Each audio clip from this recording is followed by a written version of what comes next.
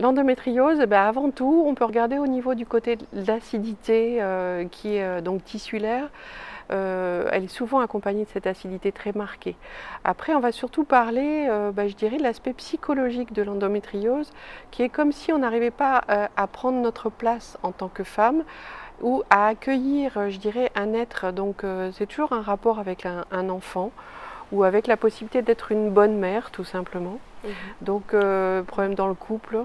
Ou de même d'avoir peur de refaire un peu les mêmes erreurs ou la même éducation que nous on a eu par notre maman. Donc c'est important de voir de ce côté-là, effectivement, qu'est-ce qui en nous peut bloquer l'arrivée d'un nouvel être.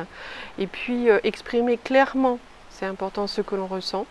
Parce que c'est souvent un problème de pas d'expression, même de sa créativité. Il n'y a pas que enfant, il y a aussi créativité. De problème aussi pour prendre vraiment sa place dans ce monde. Voilà. Et vraiment s'empêcher de réaliser les choses et de vivre. Donc, qu'est-ce qu'il faut faire? Eh bien, en fait, on va faire des cataplasmes d'huile de ricin. Parce que ça, c'est au niveau du bas-ventre, en tout cas.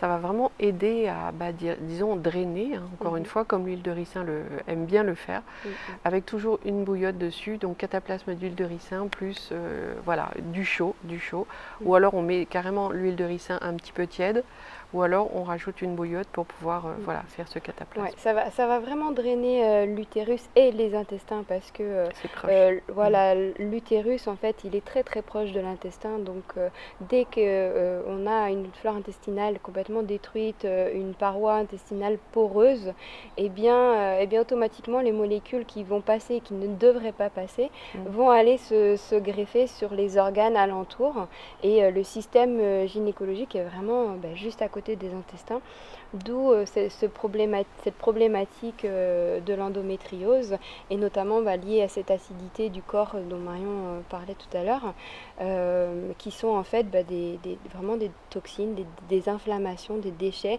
que l'intestin a laissé passer. Voilà, donc n'allez pas tout de suite, j'allais dire, vous affoler ou aller faire une opération, c'est pas forcément nécessaire. Il faut déjà enlever le principe psychologique qui bloque. Donc réfléchissez à effectivement ce qu'on a dit tout à l'heure.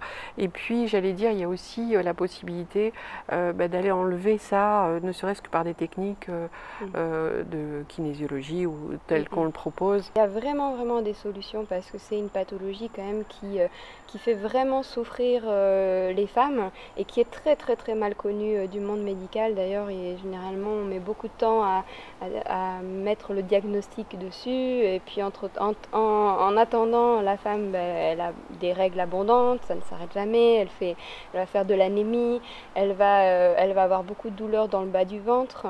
Voilà, donc c'est des symptômes vraiment assez difficiles à vivre.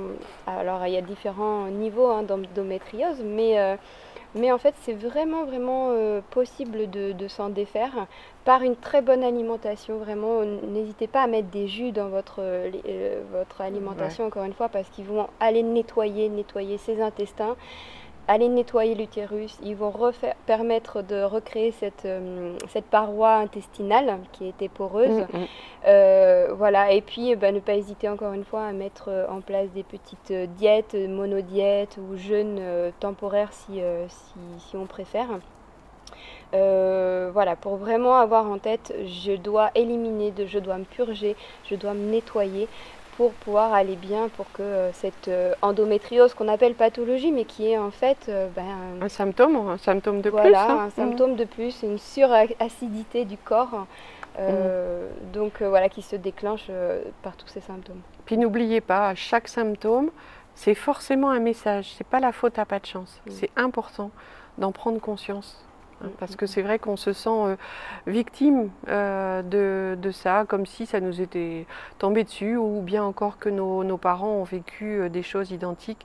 Pour toutes les pathologies, c'est pareil. C'est votre histoire à vous, ne l'oubliez pas. Donc allez la déprogrammer, c'est fondamental.